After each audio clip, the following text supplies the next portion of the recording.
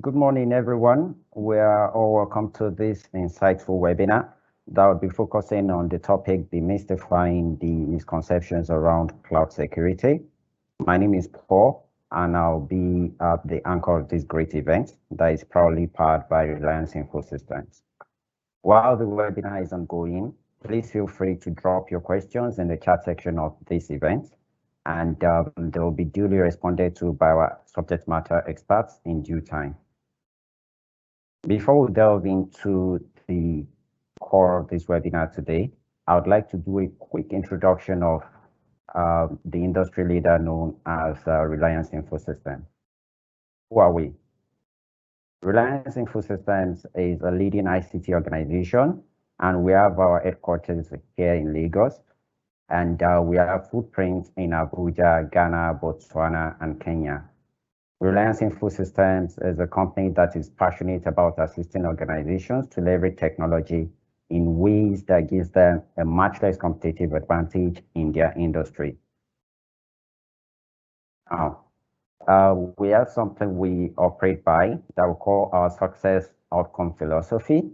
And our success outcome philosophy, actually, as an organization, our business is built on winning with our customers. And as a matter of fact, we do not see our customers as customers. We see them more like partners, actually. So we see ourselves as co-owners of their business. And this way we are better able to understand their pains as a business and also assist them accordingly while we strive harder to achieve success with them. So for this reason, we actually measure our success as a company by the quantum of progress that we have been able to help our customers to achieve. Now, let's have a look at our capabilities and footprints as an organization. We have footprints in Nigeria, Ghana, Botswana, and Kenya, just like I mentioned earlier. And Reliance Infosystems actually has advanced specialization in Windows Server and SQL Server migration to Microsoft Azure. We have adoption and change management and modernization of web applications to Microsoft Azure as well. So our specialization and delivery of quality services over the years has actually earned us the recognition as Microsoft Partner of the Year in Nigeria in year 2017. And we're also Microsoft Country Partner of the Year in Ghana in year 2020. Now, let's take a quick look at our success pillars. We have three major success pillars as a company. And first on the list is business transformation. Second on the list is operational excellence. And third one is protection assurance. So without taking so much of our time, I'll touch on each of these success pillars, one after the other, before we delve into the webinar properly. So business transformation. We help organizations to evolve digitally while helping them to lower cost of operations, increasing their efficiency and level of productivity. To help organizations transform their businesses, we help them deploy some of the solutions that will be appearing now on your screen. First on the list is identity and access management, business productivity platform, enterprise voice and collaboration, DR and business continuity, data center automation, enterprise storage, cloud hosting solution, data center modernization, process automation, and intelligent building solution. Now, let's take a quick look at the second pillar, of which is operational excellence. So we identify operational excellence as a company to be a way that people, data, system, and processes are consecutively interlaced to create an automated production process. And this framework is actually a robust data house that that actually helps our customers to be an unrivaled force in their industry when they do business with us as a company. Some of the solutions we actually deploy and services we deploy to ensure operational excellence in the path of our customers is modern ERP solution, customer engagement, payments and collections integration, identity integration and simplification, data platform, robotic process automation, digital advisory, business intelligence, and that's about that. So next on the list is the third pillar, which is protection assurance. So summarily, what we do with this is that we sell rest of mind to our customers as a service.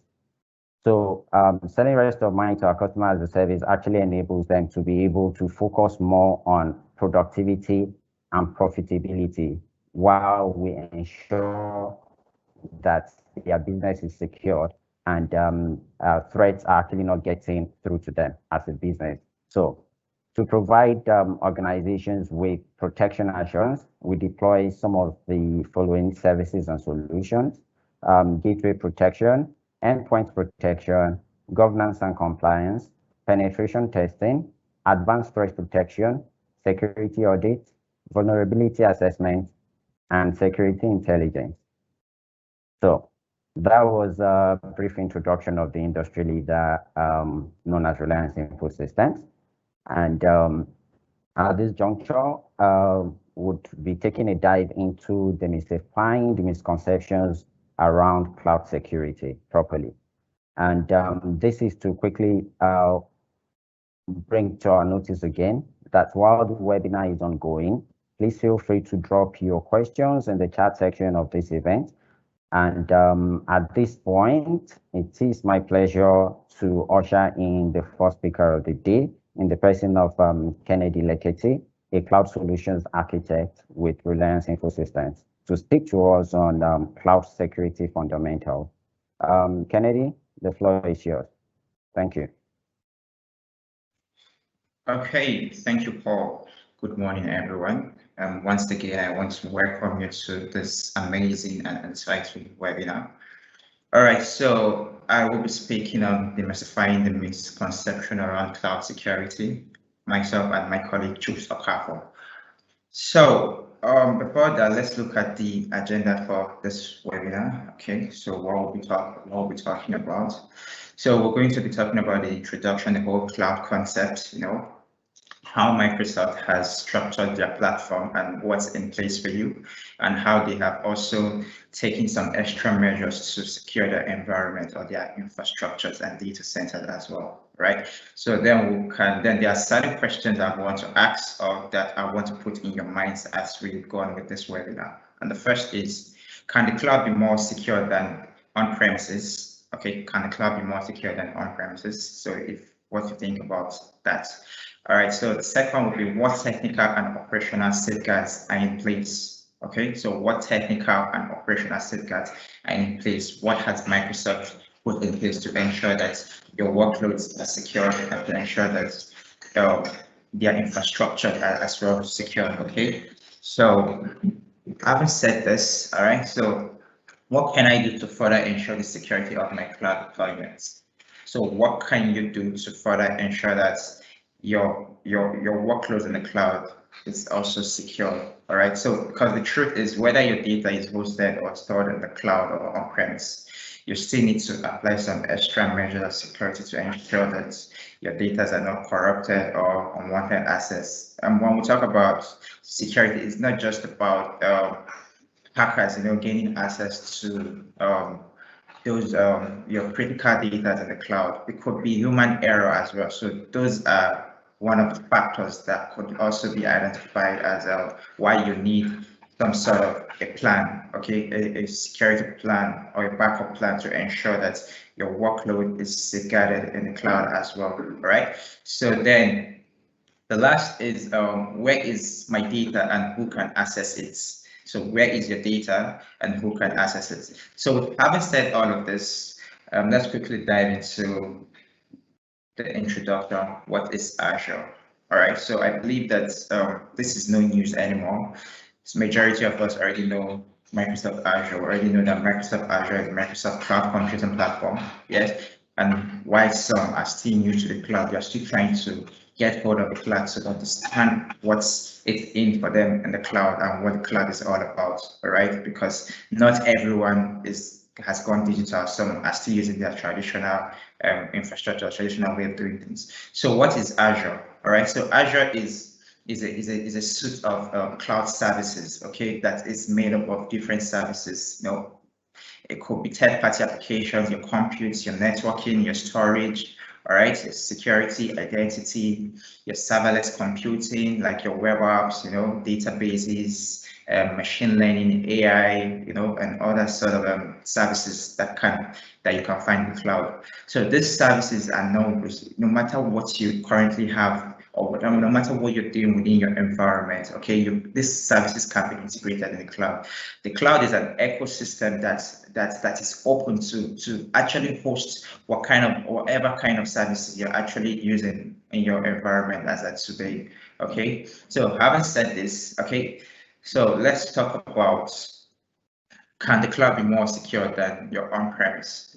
So let's just go a bit backwards. Okay, so you agree with me that as of today, if you're talking about security within your on-premise infrastructure, you need to start thinking about the most important thing is majority, you need to get a firewall, you know. So depending on what kind of firewall box you want to have, you know, then you need to start applying some set of security measures across your users, ensuring that you don't access some critical sites and so they don't get hacked, you know, and all of this, okay? But it's actually more than that. So ever since the COVID-19 started, all right, so the US FBI has reported about 300% increase in cybercrime.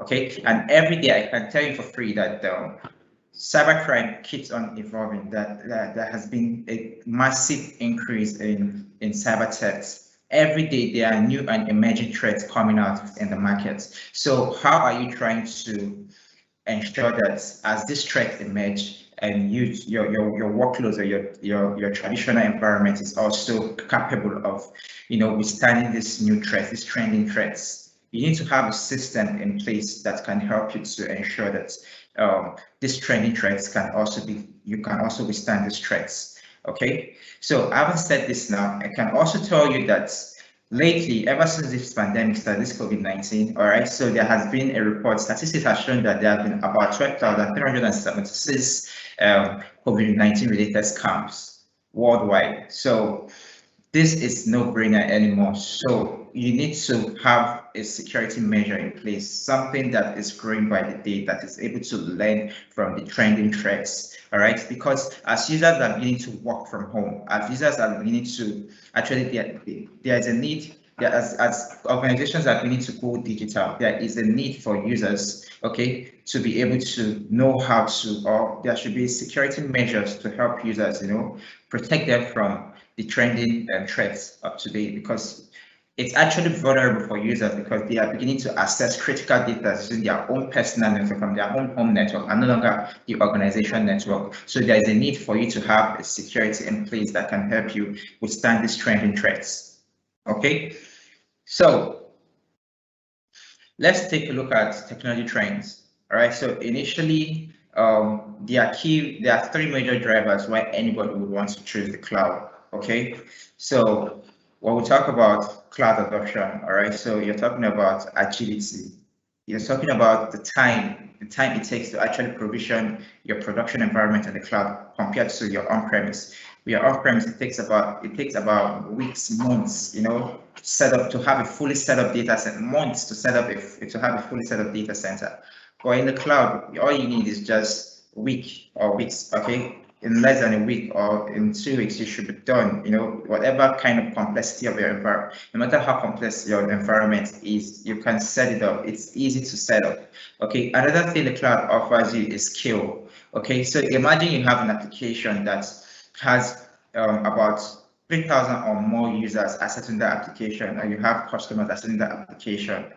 You know, so the cloud is capable of withstanding such traffic because you can auto scale. It gives you the ability to scale on demand. All right, you can scale up or scale down, however the case may be. You know, this is something that your on-premise environment will offer you. All right, so the third is economics of scale. All right, so economics. All right, so it's no news anymore that the cloud is more cheaper than your on-premise environment. Think about it. Cost of power, cost of maintenance, security, you need to recycle on those sets of hardware where at a certain time or age, and all of this. But in the cloud, you don't have to bother about all of this anymore. You can actually use about $2,000 plus, to host a fully fledged data center, and it's up and running, and it is secure. Unlike your on-premise, you're spending more than that, way more than that. So it gives you that total cost of ownership, and you're actually paying less and consuming more. So that is one of the slangs in the cloud. So let's talk about what people think before migrating to the cloud. What are their concerns? So over the years that in my field of as a cloud solutions architect, I've interfaced with a lot of customers, and during the time which I've been wanting to help them in their migration journey to the cloud, one of the major things that they've also identified is how secure is the cloud. The cloud is expensive. Do I have limited control over my data, knowing the fact that I don't physically see my data? It's located in a region or it's in a data center which I do not know. So is it that there are people accessing my data there? And the other thing is, the cloud is not secure. So all of these I've just mentioned fall into what is known as security, privacy, and compliance. And these are what we'll be talking about in this webinar. Okay, it's going to be an eye-opening webinar for all of us here, and also you're gonna understand the whole concept.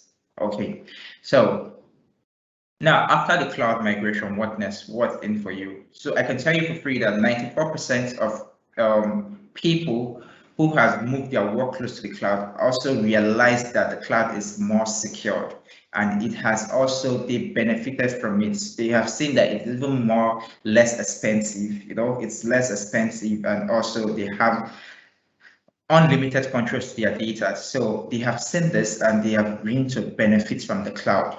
All right. So this is no news anymore. Lots of organizations are actually saying the need to go to the cloud, to move to the cloud, because they've seen that it is more secure for them. It pays them more, and it is less expensive. All right. So with all of this being said, all right. So your on-premise environments. With the on-premise environment, you have your responsibility to manage all of the underlying infrastructure across from your application, your data, the runtime, your middleware, your operating system, virtualization, all the way to your networking. And you need to have that right knowledge or skills to be able to manage all of this, But with your cloud, the cloud operates in the model that is called a shared responsibility, whereby it has three models. One is the infrastructure as a service, the other is the platform as a service, and the third is the software as a service. So at the infrastructure as a service model, okay, there's a shared responsibility between you and your cloud service provider, which is Microsoft. Okay, you are responsible for managing the application layer all the way to the operating system, while your cloud service provider handles the virtualization, the servers, the storage, and the networking. So you see, this is actually awesome. It gives you the ability to focus more on administrative affairs within your organization, while your cloud service provider manages some aspects of the cloud for you. All right, this is really awesome. Okay, then the second is the platform as a service, usually for developers who do not want to know what's going on at the back end. They just want to put a place where they can host their data and manage their applications. So this is a scenario which is also known as the platform as a service. Okay, and you have software as a service, also known as pay as you use. So at this level, your cloud service provider gives you an application like your O365 or your ServiceNow. Okay, you're only consuming those sets of applications. You're only using those sets of applications to ensure that within your organization you can collaborate, send out emails, and all of that to your colleagues within your organization. But you are not responsible for managing the back end of that application. All right, you are only responsible for consuming that application, which is the software as a service. Okay, so having said all of this, we've seen that in the cloud operates in a model that is called a shared responsibility. So however approach you want to go, you want to have some certain level of rights or control to your assets or your infrastructure, you can. Then you go with the infrastructure as a service, okay? Or you go with the platform or the software as a service. All right, so having said this, there has been a great innovation. So Microsoft day and night, they are working to ensure that their data centers, their services, their products, it's growing as technology continues to grow, as technology continues to evolve as well. So in the year 1989, when we had the first Microsoft data center, we had some services like the MSN, Hotmail, Active Directory was still there, Windows Update and all of that. But as of today, where is Microsoft today? You've seen that there has been a leap. There has been a great innovation when you talk about their services across security, different productivity tools, identity, and workloads, critical and production workloads. So as of today, they have over 100, they have over 54 regions, and they have over 54 regions in 144 countries. So they have data centers, and footprints across the globe. Who can beat that, compared to other cloud platforms, So this is actually amazing because it gives you the flexibility to host your workloads or your data in any region of your choice. But it's always advisable that you host your data in a region that's closest to you, just for latency, right? But you can imagine having all of this flexibility and choice of verifiers. So it gives you this great peace of mind as a service, knowing the fact that your data is safe and you have that global reach. You have the ability to host your data in whatever region or whenever region you want to host your data. Okay, so all right, so in a nutshell, you're seeing that Microsoft Azure is the game changer, all right, in today's technology. Microsoft Azure, all right, offers you that flexibility, that's automation process to easily automate processes and focus more on critical tasks within your on-premise environment, while your data or your servers, your applications in the cloud is well handled. Okay, so there are lots of services you can leverage in Azure. So I know some people say, oh, they are using IoT devices, they are using some legacy applications, custom built applications. Can it be hosted in the cloud? Because this was personally built by us. Yes, so that is the answer. Yes, so whatever it is you have, okay, whatever tools you think you're using, Visual Studio, you're using DevOps tools and automation processes, your Azure IoT, it is you can actually use this solution in the cloud. And I can tell you free also that if you have a firewall on-premise, there is actually a virtualized firewall in the cloud as well. You have your Sophos in the cloud, you have your FortiGates, you have SoniCore and other firewalls in the cloud as well for you to, as third-party softwares. And Microsoft is fully and heavily integrated with third-party vendors, which gives you that ability. So even if you're using a third-party application within your environment, yes, you can integrate it to the cloud. You can bring it to the cloud. All right. So you have lots of services like your computes, your cloud services, you can have your batch, you can have remote desktops, web applications for your serverless computing. You have your networking where you can have a hybrid environment integrating or extending your on-premise network to the cloud. Okay, so you have your machine learning processes and services for you to consume, and different lots of services, storage for storing your critical data. You have your backup, you have your business continuity tester. There are awesome tools which you can actually leverage to ensure that you stay at the top front or the forefront of the business in the competitive market of today, and ensure that your workloads are efficient and users are also productive. So having said this, okay, at this point, I would want to let you know that I hope I've been able to make you see the need for Microsoft Azure, having to know the fact that it is actually less expensive and it offers you that you have that overall control over your data. So you don't have to bother about limited control and the cloud is not secure. No, it is very, very, very secure. And there are lots of security tools you can actually integrate or you can actually embed your service or your infrastructure to actually furthermore increase the security in the cloud. All right, so at this point, I am open to questions, and I'll be calling on my colleague while I will be taking questions briefly. So my colleague Chisokafa will come in and he would be furthermore drill into how you can secure your digital assets, in the cloud, what security measures you can actually put in to ensure that your workloads are safe and they are also secure in the cloud as well. So thank you very much for your time and thank you for listening. So please feel free to ask me questions if you have any at this point. So good morning, everyone. I hope I'm audible. I guess our anchor may be having some issues, technical issues that is preventing him from coming up. So in that case, I don't know if there has been any questions as regards the presentation that was made by my colleague Kennedy. Has there been any questions as regards that? Let's see if we can have some feedback from our attendees. Okay, yeah, so I have a question here that says, what are the measures to bring your firewall to the cloud? Okay, so I will attempt to answer that question. All right, so think of the cloud as an extension of your data center into a more reliable location, correct?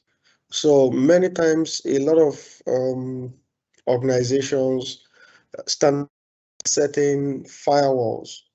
Sometimes it could be Checkpoint, it could be Cisco, it could be FortiGate, it could be Sophos, whatnot, right? And in that case, you can have that same firewall provisioned in the cloud.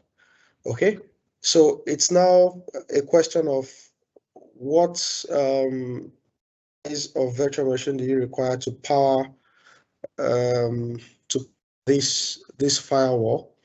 Then secondly, there's also the license requirements from your firewall provider perspective, because the platform, Microsoft platform, is actually agnostic to firewall, so you can bring all manner of firewall, auto checkpoints and whatnot. All right, so when you have all those checks and balances around your costs, to provision the firewall cloud, the next thing would then be to standardize your configuration, so you can transpose the configurations you have on premises into, all right, and vice versa, and configure your routing, your web filtering, application filtering. Then some firewall also have what we call the web and application firewall, right? So you can provision that and also effectively configure them to protect against scripting, XSS attack, SQL injection and whatnot.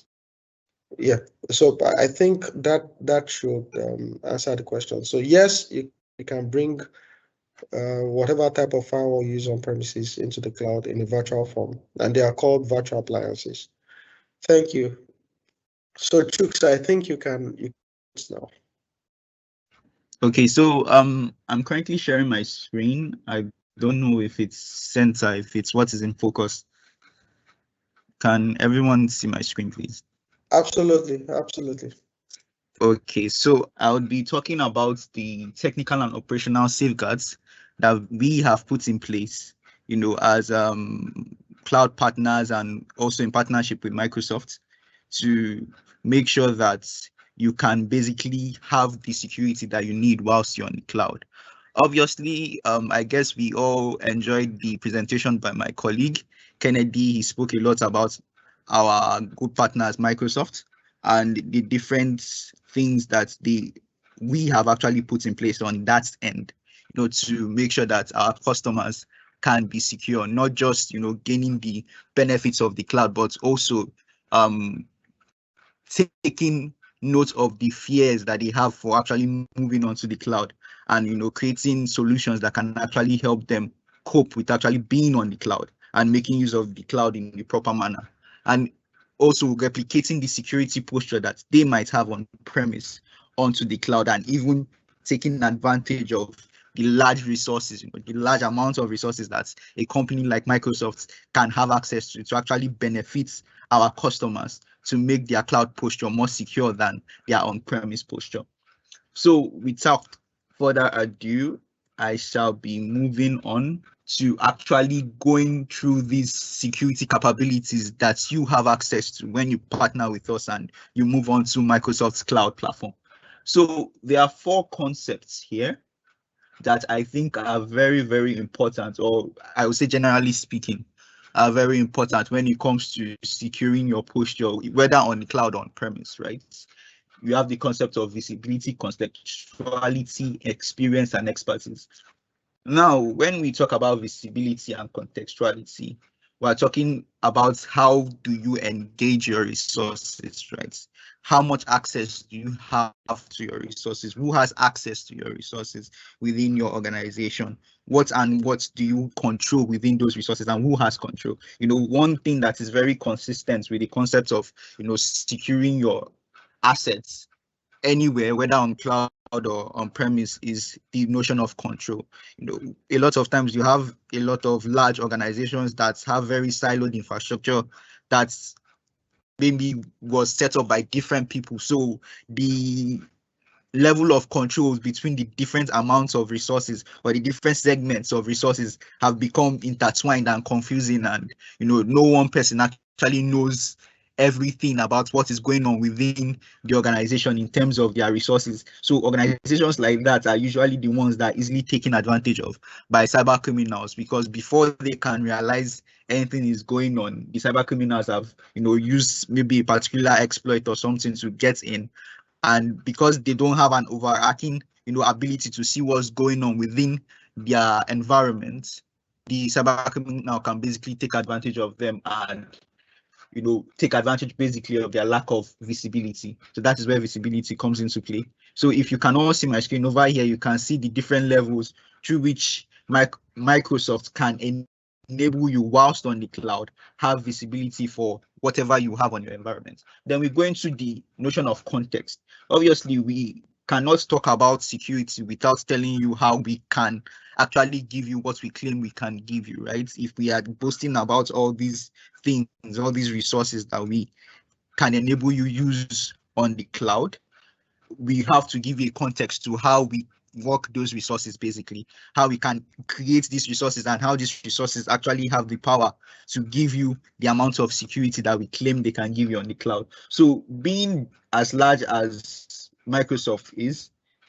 with trillions of URLs indexed every day, because they are the leading operating system in the world. They have billions of devices all over the world, and most of those devices are on the internet. So like my colleague Kennedy said, Microsoft just doesn't stay put, as the big player in the game. They are constantly learning. They are constantly developing their posture security-wise, because they know that if there is any platform that is a target for cyber criminals, it will usually be their platform, because they are the biggest player in the game. So here you can see, in terms of context, they have large amounts of data that is coming in every second, by virtue of the fact that they have this expansive landscape in the world that regards data. So experience, where do we lie in terms of experience? So if we want to convince you to come onto our platform and we are telling you that, okay, we can secure your resources on our platform, obviously you have to ask that question: do you actually have experience doing this thing? Or am I just better off staying with my on-premise resources on my own and coping with my in-house SecOps team? So obviously, being as large as we are at Microsoft, we have over 1 million corporate machines that are obviously protected by enterprise IT security individuals. When we move on to the next slides, you will see the actual investment that has been made into having a cyber security operations center with over 3,500 security experts just dedicated day on day to actually build tools that can not only adapt to the changes in the cybersecurity landscape, but can also be easy enough for customers such as yourself to make use of them to basically improve your security posture whilst on the cloud. Obviously, Microsoft is an old company. They're not just a new startup. They've been around for decades. So obviously that gives you certain confidence in a sense to know that, okay, this is a company that is not only tried and tested, but has been tried and tested for a very long time. Okay, so we entered the concept of expertise. Obviously, we are talking about one of the largest software makers in the world, right? I don't think, even though people might have some certain levels of uncertainty when it comes to moving on to Microsoft Cloud, I don't think the area of expertise will be an area where the uncertainty comes from, right? You will have a lot of standards that Microsoft were leaders in, even in developing those standards, right? You have a lot of experts that's not even working directly with Microsoft, but in tandem with Microsoft to ensure that not only is their security landscape secure, but they can actually leverage this security via all these solutions that we can see on the screen through event management, Windows updates, timely updates, key vaults on Azure, cloud, basically a unified view of your posture whilst on Azure. So I don't think that that would be an issue. So these are basic diagrams to just kind of reiterate what I've said. You can see the global mesh networks between the different data centers that Microsoft has, just to show how expansive it is. There's barely anywhere on the globe that Microsoft hasn't touched as a company, right? So as we are partners, we are basically telling you that when you come in to do business with us, you can basically leverage this large scale interconnectivity, and you know that you basically have no blind spots on that end. Then we can also look at their Cyber Defense Operations Center that I've spoken of, with over 3,500 security professionals working day and night to make sure that they are not obviously taken advantage of, because obviously by now you must have realized that security is something that is very, very, very important to us. So you see also a number down here, which says 6.5 trillion global signals daily. That is, like my colleague kind of addressed, is an awesome number. It's a very, very large, it's almost unimaginable for any other company to be able to, ingest signals at that scale, and only Microsoft can give you that ability to have a system of artificial intelligence that can have access to this amount of data. So people who are into machine learning, deep learning, and all of that might be aware that obviously to build a good learning model, you need to have as much data as possible. So what is Microsoft's approach to security? You may add, we've said these good things about how we actually leverage our resources, our large amount of interconnectivity, and our large expertise, but what is our approach to security? So here we have three concepts. We have the concept of privacy, we have the concept of compliance, and finally security. So when it comes to privacy, how do you stay private whilst on Azure? What do you do to make sure that you have control over your data? Like I said earlier, one thing that is very, very important when it comes to security is control. And that is where I think a lot of large enterprises, especially large enterprises, kind of fall prey, is where they have limited control over limited parts of their posture, basically, both on-prem and on the cloud. So when moving on the cloud, there's usually a lot of confusion of who has control of what, and the whole thing is kind of like mixed together, and they don't actually know how to have a full-on visibility or a full-on understanding of their posture whilst on the cloud. So basically, Microsoft is telling you that we have basically designed it with you in mind. You have control over the location of your data, you have control over who accesses your data, and it's not just giving you this control, but we are giving them to you in a simplified manner, in a manner that you can easily manipulate and take advantage of. So it's not something that is really technical, or you have to always be, in contact with us and going back and forth with us, in order to control your data. It is your data, you have full control over it, basically. And that's as an extension, obviously, when you go into business with us, you are basically entering a contract with us, and we have commitments to all of our customers. We make sure that we can give them the best that is available to us, that we can basically leverage the best that we can offer to you as a customer. So you basically know that we are legally obliged to give you what's the best solutions on the market as regards your security whilst on the cloud. So basically, this is just a map of our different data centers all over the world. If you can notice over here, you can see some data centers that are owned. You can see some data centers that are open to the public. So we have the largest amount of data centers of any cloud provider in the world, added to the fact that we have billions of devices all over the world that are interconnected. So you basically have those two very great advantages on your end while working or partnering with us. So when you come onto Azure and you make use of Microsoft Azure, you know that you are spoiled for choice. You can basically put your data in any data center in any continent in the world. You can put them in Asia, in South America, North America, even also. You basically are spoiled for choice on that end. And even in Africa, we have a data center in South Africa. So you basically can, maybe in terms of latency or just for regional security, and you can even see that we have government data centers, in the sense that certain governments have certain needs to make sure that their data are private, or their resources on the cloud are private, and only them have access to those data centers. So if you have a scenario where the US government or the Chinese government or the German government can trust Azure to create data centers to certain standards for them, you know that Microsoft is obviously trusted and compliant on that level. So if they can be compliant on that level, then for ordinary customers, you know that we are more than capable of giving you as much security as you may desire whilst on the cloud. So over here, you can see a long list of the different compliance standards,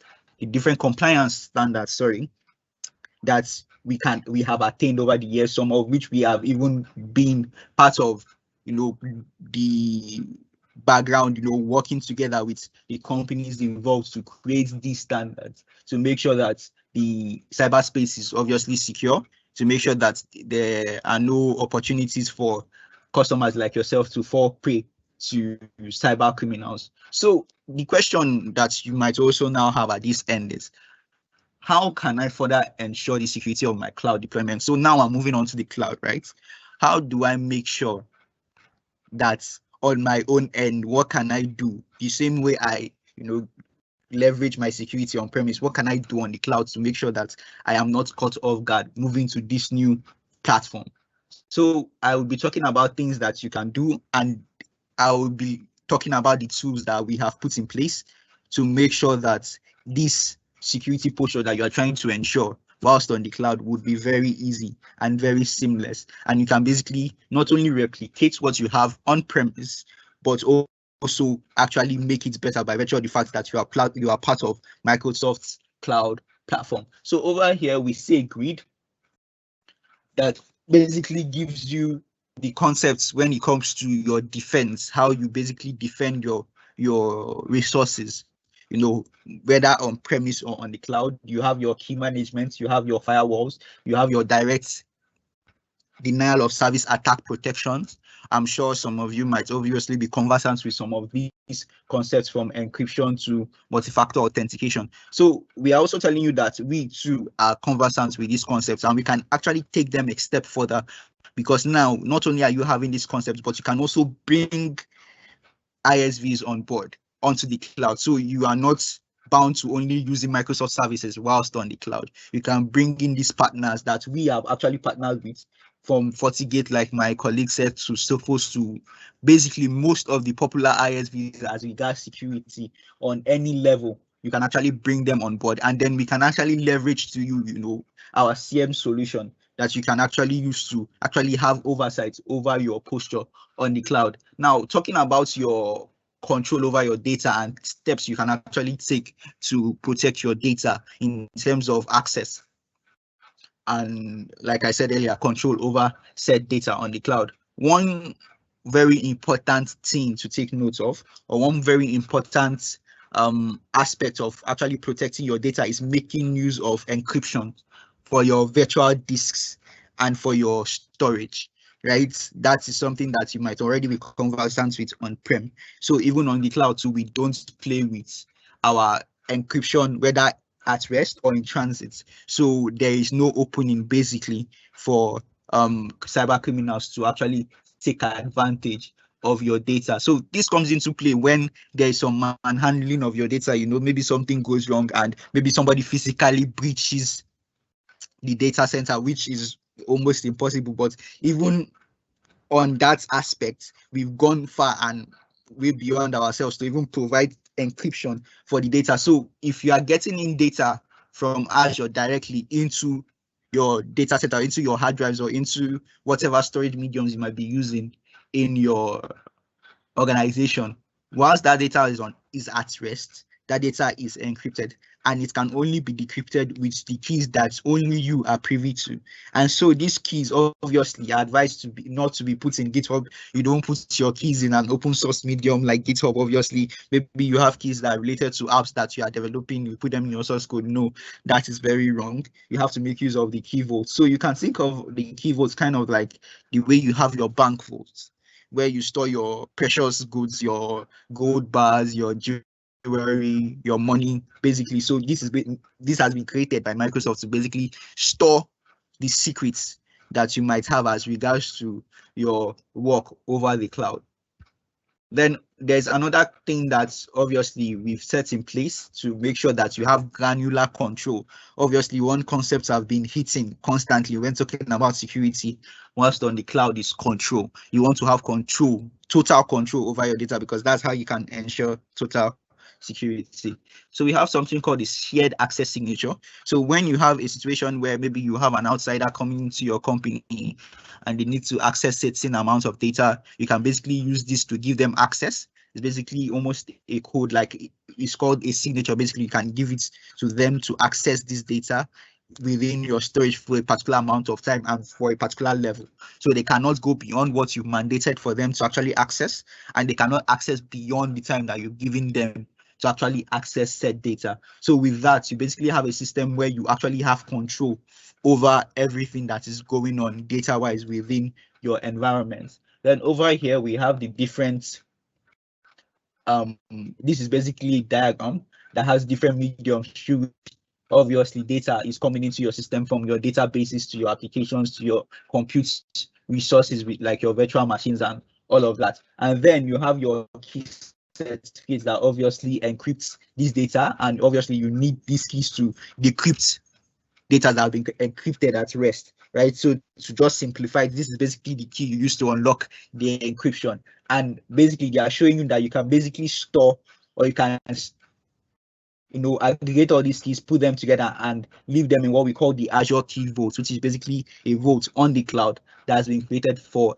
that purpose. So in terms of security, what angles do we actually take as regards actually provisioning this security whilst on the cloud? So we have the concept of infrastructure protection, network protection, and data protection. So while talking about these, obviously I will hit on some things I've already talked about, some concepts I've actually buttressed so far, from having your obvious 24-hour monitoring security when it comes to actual the physical data center, having security operatives there, making sure that no one that doesn't or shouldn't have access to the location should actually have access to the location. Patch management, constant patching in case of any bugs or in case of any new developments in cyberspace. System monitoring, ingesting logs. When we talk about our CM solution, we would actually go more in depth into that. Then antivirus protection, protecting against malwares and all of that. Then also network security. You have to obviously talk about network security with network security groups. When you have your network interface, obviously you already have your network that is set on-prem. You know the different ways you secure this network. So we are telling you that when you come onto our platform, you can also secure them even better than you can actually do on premise, right? So we have a method of securing data whilst on transit, right? In which we encrypt data from point to point in our underlying network hardware to make sure that even whilst your data is moving between Azure data centers, your data is protected. So you've heard of man-in-the-middle attacks, snooping, things like that. That can't happen on Azure. So in your local on-prem situation, depending on how good your sec operatives are, you could fall prey to things like this. But we are telling you that once you move on to Azure, whether you are making use of a VPN or whatever needs you might have whilst on the platform, we are basically telling you that you can encrypt your data from end to end, and you have different, abilities to actually limit access to certain parts of the network from certain aspects of your environment, and you basically have total control over your network on that end. So I've talked about data at rest, I've talked about data in transit, having network packets that are secured from end to end, data at rest, having your encryption at rest to make sure that even when the disk is accessed by the cyber criminal or who shouldn't have access to it, the data on the disk is encrypted to make sure that the data cannot be read except they have access to the keys that are needed to actually decrypt those encryption. Then we talk about data segregation, obviously breaking down access to different levels or different aspects of your data. Not everybody within the organization should have access to every part of the data that is shared within the organization. So maybe you have HR should have access to certain data. You have maybe transportation sector, the transportation sector or the people involved in transportation should have limited access to certain data too. So basically segregating data along the lines of that concept to make sure that even if one area is attacked, that area would only have access, that area only can give the attacker access to data within that segregated area, and for sure that data will obviously be encrypted. So it makes it very, very, very, very and extremely difficult for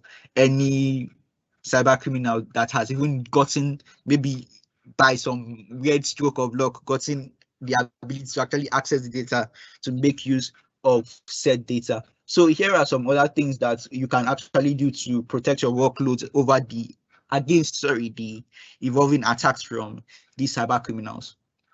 So that these guys exist, and like my colleague said, due to certain changes in the world that we are facing today, like COVID-19, with a lot of companies having their staff working remotely, they take advantage of that, and the success from attacks have actually increased almost 300-fold. I think he said something across the lines of that. So we obviously have that in mind, and we can give you the ability to mitigate these vulnerabilities that you might have to fall prey to these guys proactively. So before they even strike, we are actually giving you the tools to make sure that you are actually defended against them. So when they eventually strike, they basically can't do anything.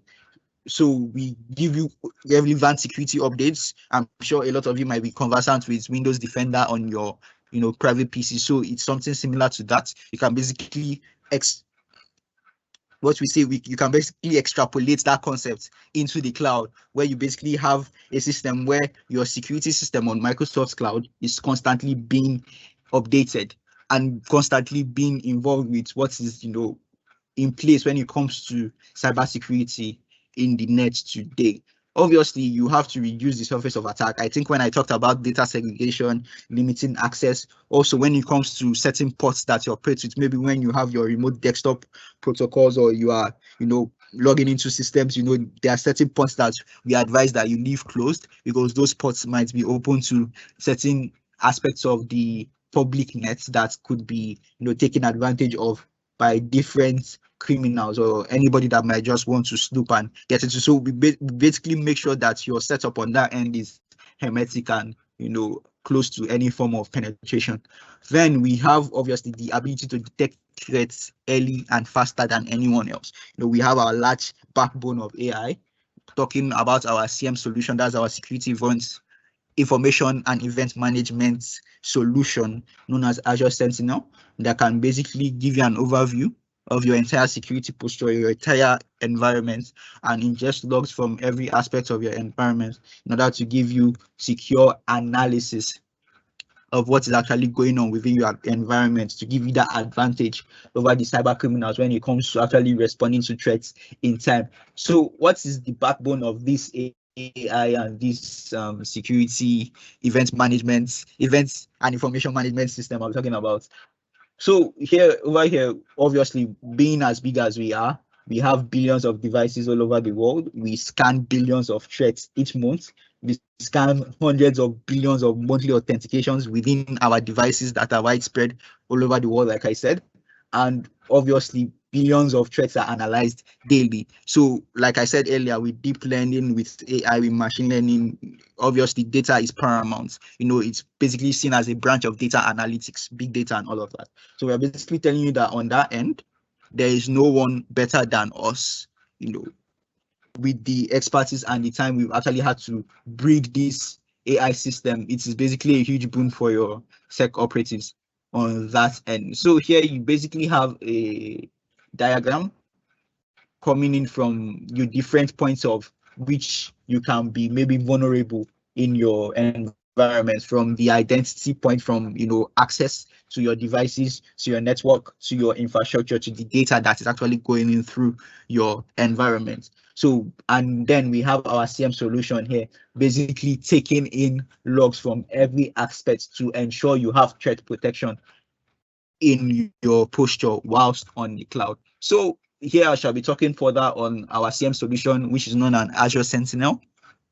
It's a cloud native solution that basically gives you intelligent security analytics for your entire landscape whilst on the cloud and even on-prem, because you can connect your on-prem solutions onto it and have it actually extrapolate the security that it can give on the cloud onto what you actually have on premise, so you are not lacking on any fronts.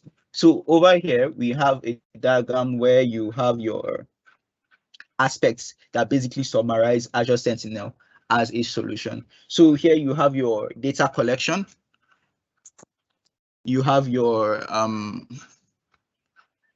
okay, my face wasn't really visible before. Okay, so you have your data connection, you have your data detection, you have your investigation that is guided by AI. Obviously, I think I have at length, hammered on our large amount of data absorption that we use to build our AI that is very important in actually making all of this work. And then you have your response. So our cloud native CM solution isn't just a CM solution, right? We didn't just stop at that. It's also what we call a SWA solution. So it has automatic orchestration and response to incidents that happen within your system. So we are not only detecting threats, but we are responding to these threats automatically to give you that proactive edge over cyber criminals. So here are some advantages that you might have, or that you will have, sorry, not just might, that you will have moving on to our cloud platform and taking advantage of this cloud native CM solution. So obviously you leverage the benefits of the cloud,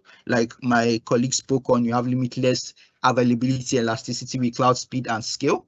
You can bring in all your O365 data for free. I'm sure that most of you, because most businesses around the world are within the Microsoft ecosystem, most businesses make use of our business solutions. We have a lot of customers, and even when we go out to just interface with customers, we know that most of them are on O365 or in some way, shape, or form making use of Microsoft business solutions. So we are basically telling you that your O365 data can be ingested for free. So this is something that is probably makes up most of your data that you already have within your environment. So we're basically telling you that this data can come into our system for free, so you don't even need to pay for it. So you're basically having a system that you don't pay for a chunk of the data you're actually bringing on board.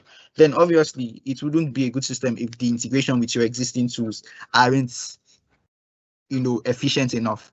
It would be very weird if you had a solution where you've gotten the solution, but you are bound to only Microsoft solutions. So we are basically telling you that you have access to your own solutions. You can integrate them easily, so data can be ingested just the same way we would ingest our native Microsoft data from the cloud or our native Microsoft solutions. That's the same way too. We have collaborated with independent software vendors to make sure that we can ingest data from them seamlessly. So the process is very easy to set up, and you can basically have faster threat protection on that end while leveraging our AI resources. So this is basically a diagram that just shows you what we have conceptualized our CM solution to be. Here you have the cloud, and you have your different endpoints, from your devices to your computers to your maybe your edge devices or your IoT devices that you work with. And then you have the shield that represents Azure Sentinel, which is basically a combination of the benefits of the cloud and artificial intelligence to basically give your sec operatives team a huge advantage over cyber criminals. One advantage that cyber criminals have is the advantage of time. they basically have the advantage of coming into a system, and before the SecOps team can notice, especially in a very large siloed infrastructure, before the SecOps team can look around and know that something is going on, they can cut away with a harmful amount of data. But with this, you have this oversight, and you have artificial intelligence on your side that can basically understand what's going on even before humans can do that. So that is obviously a very, very, very, very valuable tool for your SecOps team when ensuring your security on the cloud. So at this juncture, I will be handing over back to the host. I hope you guys understood everything I've said at length about how partnering with us can basically ensure you have a greater security posture whilst on the cloud. So thank you very much. I hope you've enjoyed the webinar this far, and I'll be glad to see some of the questions that you might have as regards my presentation. Thank you once again. Okay, thank you for that knowledge session. It was quite insightful. I confess I learned a bunch of new things while yourself and Kennedy were speaking. And okay, so in the question section, we have a couple of questions here that I would want our experts in the house to please respond to. So the first question says, given the level of sophistication of attacks, what model of cloud adoption is best suited for small to medium scale organizations? Given the level of sophistication of attacks, what model of cloud adoption is best suitable for small to medium scale organizations? Thank you. All right. Please. Thanks, Paul, for asking that question. So with regards to cloud model, really it's relative, and I'll mean by it being relative. Number one is we have different categories of organization, right? So the small, medium businesses typically have much investment in infrastructure, right? And as a result, it makes sense to let go of the overhead, right? So if the overhead is taken care of, what I mean by overhead is if you host in the cloud, if you go cloud native, right, you won't have to be paying for data center, the cooling, the power, the fire, and fire protection and whatnot, right? But if you host in the cloud, you're only concentrating on your product, and you probably have one or two administrators that are looking after your infrastructure in the cloud, right? That way you are very nimble, you are swift, and you're competitive, right? But in a mid-sized enterprise or large enterprise scenario, most of these organizations already have investment on premises. And just taking everything to the cloud may not be wise, because hardware refresh is not even due. You have investment in firewalls, in data protection solution, right?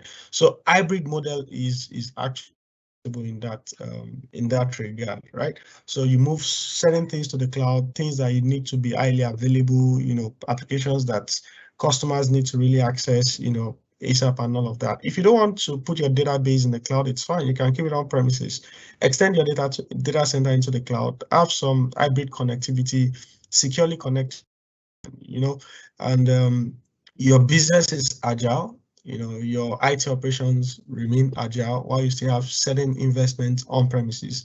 And as time goes on, as your hardware refresh time kicks near, you can then make a decision if you want to go cloud native or you still want to maintain certain things on premises. All right. But for large enterprises, most times there is need to maintain certain infrastructure on premises, because of the kind of operation they run. For example, a bank and whatnot, right? So I think that answers that particular question. Thank you. Okay, so I have a second question here. Thank you for the response for the first one. There's another question here, and this person is asking that you said we should choose the cloud that is close to our base. So how can one determine how far the chosen cloud is from the person? Thanks for the question. So typically you have what we call the regions, in terms of where Microsoft have data centers, right? So one is you need to look at regions that are closer to you. However, there are tools that you can use. I think the link has been posted in the question area. There are tools you can use to determine how far you are from certain data centers, so when you see the latency, then you know the one that is closest to you. All right, so typically top of my head, I know that we leverage South Africa, we leverage UK, we leverage Europe, which is Dublin, Ireland. So those data centers are actually very close to us. But when you start choosing Australia is quite far. The latency is going to be high. If you choose US, the latency is not bad, but it's higher than that of Europe. All right, as well as other part of the world, in Asia, like China, and the likes.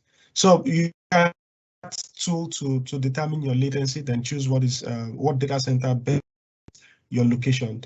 The web is Azure, www.azurespeed.com. Azurespeed.com. So you can check the question area. You find it there as well. Thank you, Paul. Okay, thank you very much for that response. Okay, so this is to quickly going. Please feel free to drop your questions in the chat section of the event, so they can actually be responded to by our experts in the house while the event is still ongoing. So Paul, I think we have five new questions. We have 5 new questions on the poll area. Yeah. Oh wow. Yeah, the older ones there. Okay. Okay. So we have a new question here. And the person is asking that, okay, I actually have those questions here.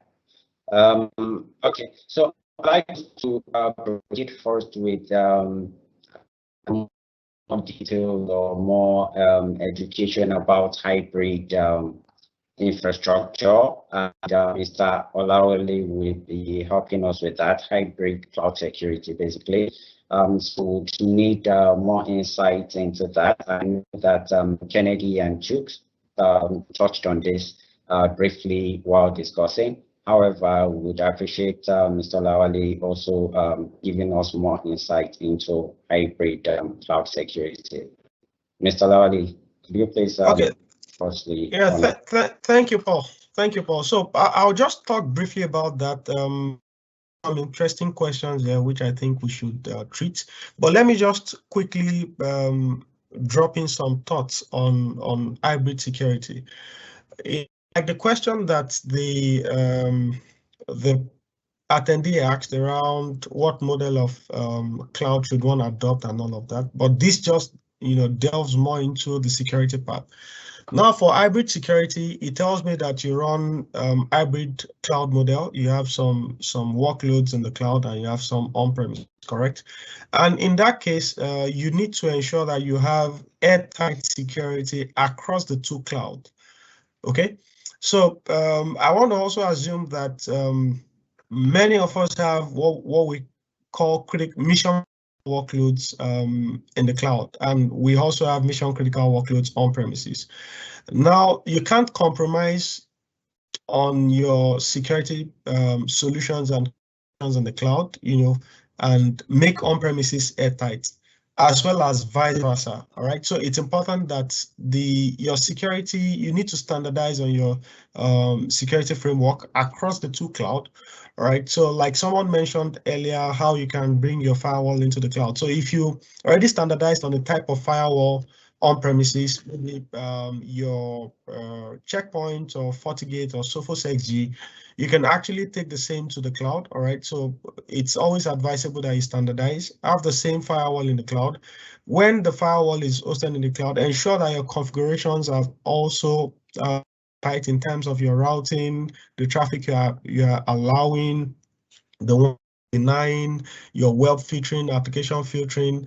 You know, you need to also ensure that you have web and application firewall in place. You also need to ensure that you have site-to-site VPN between Azure and your on-premises. And this, because secure communication is quite important, especially when you have to connect to some IP services or SSH services in the cloud. When you connect over the public, you know, that traffic can, or the session can be sniffed and hijacked.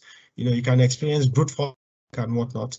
But when you have those kind of traffic encrypted, then you're covered, right? Because they are going over a secure channel. Then you're in this era of work from home, where IT administrators are actually behind their computer from their homes. It's important to also have what we call the secure session layer virtual private network, Ssl Vpn. You know, some know it as point-to-site VPN. You know, some know it as Ssl Vpn. But what it means, you need to have a secure channel, even though you're riding over maybe your mobile data or your internet link at home or whatever. Make sure that you have VPN configurations, connectivity from your PC, you know, wherever you are, to the cloud, such that you're able to access your resources securely. And also, it's important that you leverage what we call the identity protection. A lot of people do not take the issue of identity quite serious, and it's very important, because you have credential harvesting and thefts here and there. In fact, that's most times that's where attacks start from. So it's important that you have a very good identity protection, you know, where you kick in things like multi-factor authentication. You know, either you're using some codes or some authenticator app or your biometric or whatever. Just make sure that that is configured for your environment. Also, endpoint protection is important. You know, you need to have endpoint protection installed on servers, because that's quite important. One other thing that people don't really take note of is how you access applications and resources on Azure. You know, how you keep your encryption keys and whatnot. So you can leverage Azure Key Vaults to keep all your keys, you know, and your certificate. Right. Make sure that if you have web applications, you know, they have SSL certificates installed on them, you know, such that you can have your app is trusted, and you also have a secure means of communicating with your web server. Also, it's important that you share intelligence across all your security solutions, you know. So your identity should be able to talk to your endpoint protection, should be able to talk to your firewall, should be able to talk to your, you know. So there has to be that intelligence that is shared across, you know. And the concept of zero trust comes to mind in this case, you know. So it means that your is protected across all your security touch points, you know, which is very right. So I think in a nutshell, that is pretty much what I can chime in, because a lot has been said, you know, on the issue of hybrid security, right? I think there's a question that speaks about talking about Azure Sentinel more. So Chooks, do you want to talk about Azure Sentinel for a bit? Just elaborate for 2 minutes for clarity, and Paul will take other questions. Thank you. Okay, thank you very much, Jokes.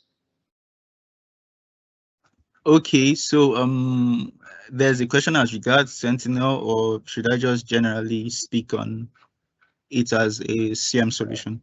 Okay, so basically, the person wants you to throw more light on Azure Sentinel. Okay, so I would, generally speaking, just talk about how it functions as a cloud-native CM solution. So Azure Sentinel is a cloud-native CM solution on Azure. So what it basically does is that it takes information from resources that you have analyzes said information and has the ability to detect threats, and based on how you work with it, automatically respond to said threats on your environment. So if you have a situation whereby you're afraid of getting maybe a worm through an email, for instance, maybe one of your, you can't babysit your employees, maybe your employee decides to download something over the internet and there is a malware embedded within that thing, but your enterprise is so large and so streamlined in the sense that everything is siloed and your security operations team can't monitor everybody on that every single endpoint, can't have that granular ability to monitor everything that's going on. And even on that end, they might be in a situation where they have a lot of notifications that are coming in, a lot of benign threats that are coming in. So they might see an actual threat and think it's benign because they are human, right?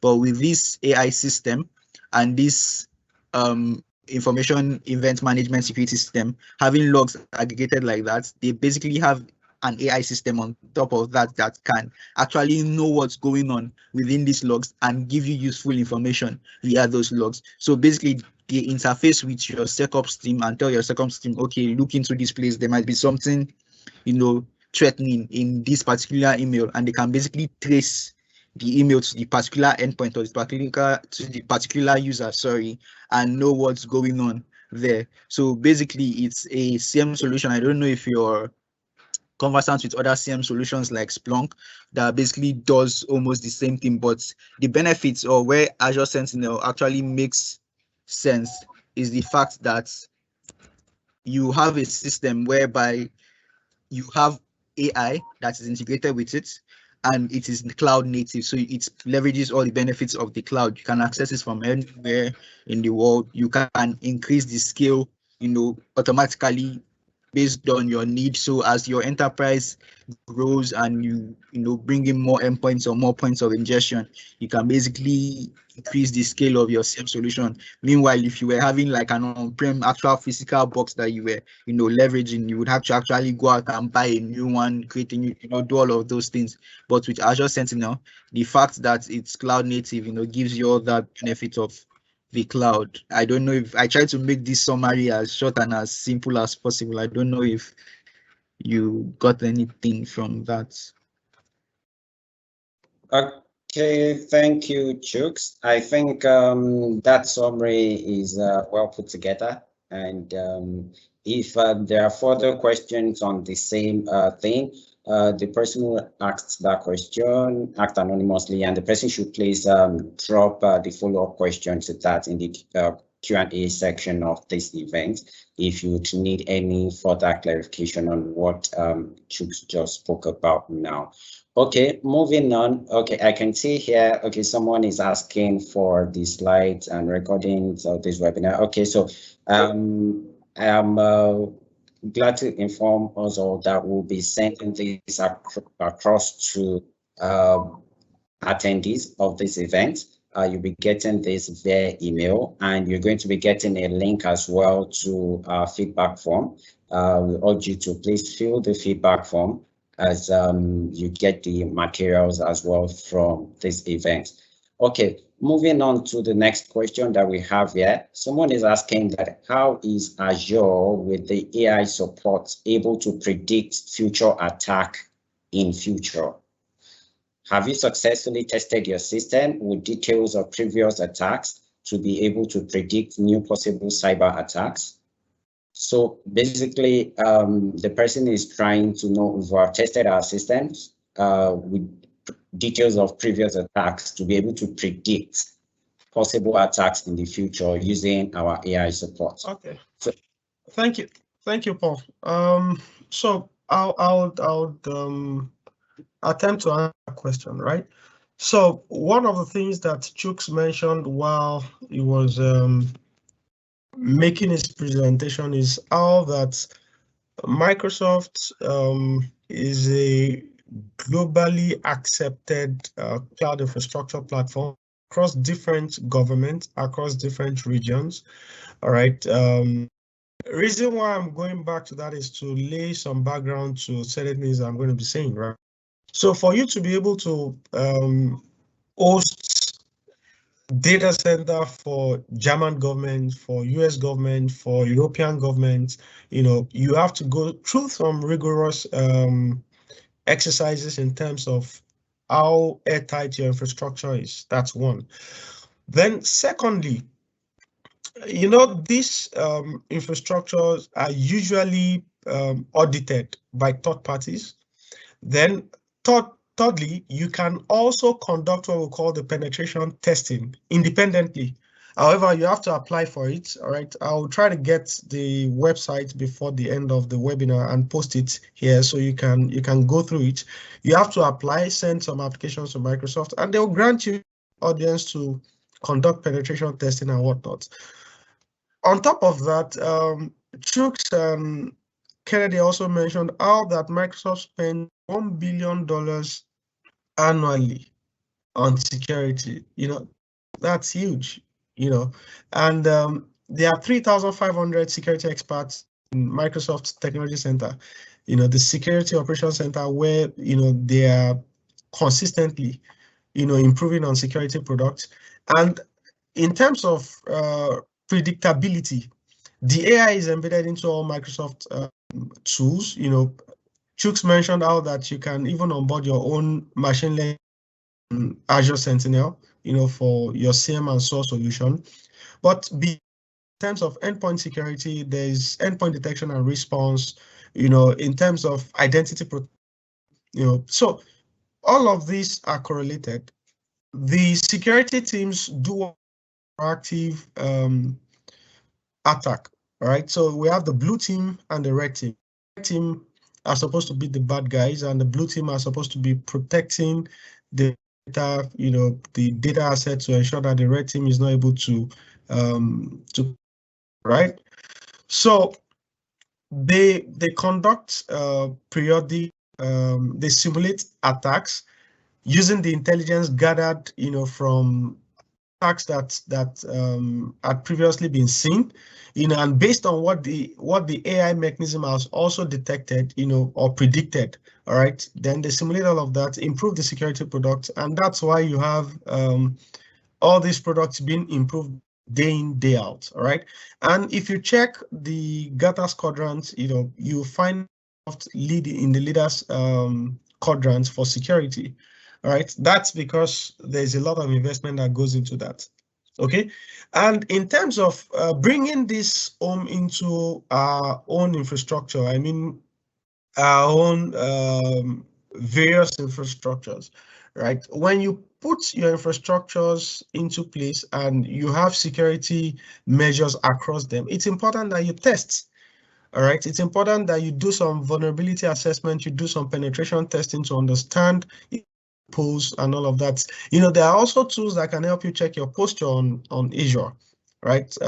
Security Center can help you check your posture, tells you what you need to turn, need to close, what port you need to open, and stuff like that. So it's actually that comprehensive, right? From the OEM level to the customer level and whatnot.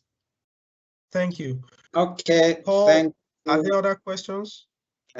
There are no further questions for now. Okay, so I think there is one that we need to provide clarity to. The person said, given the constantly evolving security environment and the activities of cyber criminals, is it necessary to have multi-layer or multi-OEM security approach? All right, so I guess what the attendee is saying is that, can I combine Cisco with Microsoft, with Symantec, with McAfee, just for me to have a solid security solution? Absolutely, you can, but there's a rule of thumb for combining OEMs. Number one is that you need to look at the in integrating these security solutions. So if you have an identity management solution, how easy is it for you to integrate with your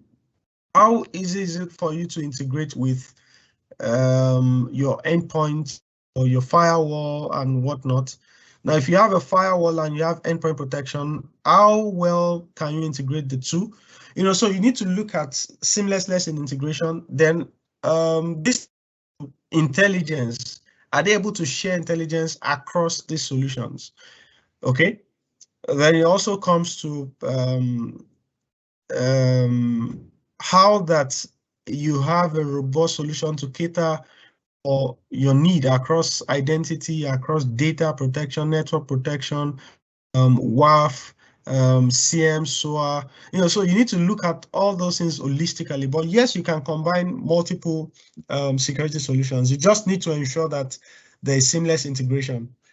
And you also need to check the credibility of the OEM that is providing you those solutions, either from newsletters or from Gartner's quadrant or whatnot. Just make sure that they are verified. They are certified to be leaders in quadrants, and you're able to then share intelligence across those solutions. Thank you very much. Over to you, Paul. Okay, thank you very much, Mr. Lawali, for that insightful session. Okay, at this point, I would like to mention to us that Reliance Infosystems currently have an offer that is ongoing for Azure. It's an Azure offer. We all know security is the currency of our digital world. So it's important to take advantage of Azure 6 months free offer that is currently available. And to be able to benefit from this offer, you would have to get your Azure, contacting Reliance Infosystems, and would make available further information on how to get this done and the terms and conditions and all of that. However, it's very important we seize this opportunity. Getting 6 months free Azure offer is not something you would get anywhere just like that. So it's important we actually seize this opportunity of 6 months free of Azure. Thank you very much for attending this event. I would also like to thank all of our speakers at this event. It was quite eye-opening, insightful, and educative. I learned quite a whole lot from hearing them speak, and I believe that the attendees of this event as well learned quite a whole lot from them. Thank you very much for joining us today. Thank you for your time. Hoping to see you at other webinars that will be coming up. And this is to also remind us that we're going to be sending in a feedback form link via email alongside other materials from this event that we can that will be of benefit to everyone present at this event today. Thank you very much, and do have a very productive day at work. Goodbye. Thank you, everyone. Bye. Thank you. Thank you, everyone. Bye.